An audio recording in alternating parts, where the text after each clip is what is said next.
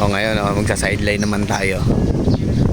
Linisin natin tong lupa ng ating boss. Ayan, marking tattoo. Tatabasan na mo. Pakasukal. Tuloy na rin namin itong mga saging para hindi nagsusukal. Gamit natin yung sponsor sa atin ni Ongo.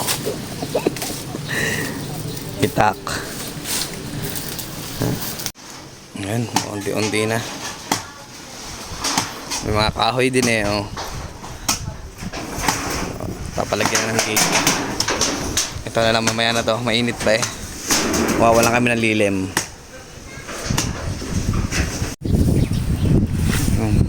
Saging na lang. Ay. May sugat pa tayo.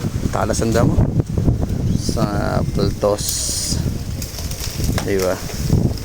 Paltos na.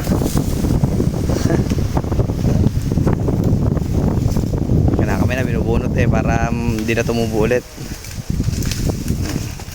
Talasan daw mo. Yun. Tapos na. Nalinis na maigi. Ayan. Hindi namin nilinis yung basura, yung dahon doon. Gawa ng daming basura, mga diaper. Tinapunan na ng kapitbahay. Pwede na yung saging. Gawa ng, kaya nagdadamo dito gawa ng lilim na saging Hindi natin tigang yung lupa. Ayan. Uwi na. Buko muna tayo pag umuwi. Ay, mas pakinig. Ayun, nakakatuwa ang mga binatilyo na tutumbang preso.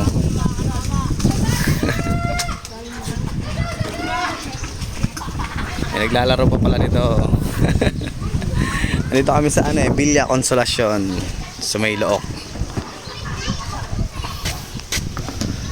Buko muna.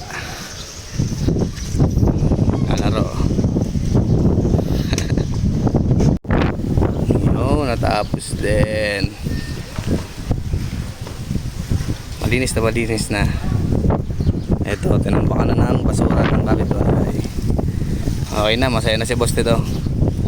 Ayun, uwi na.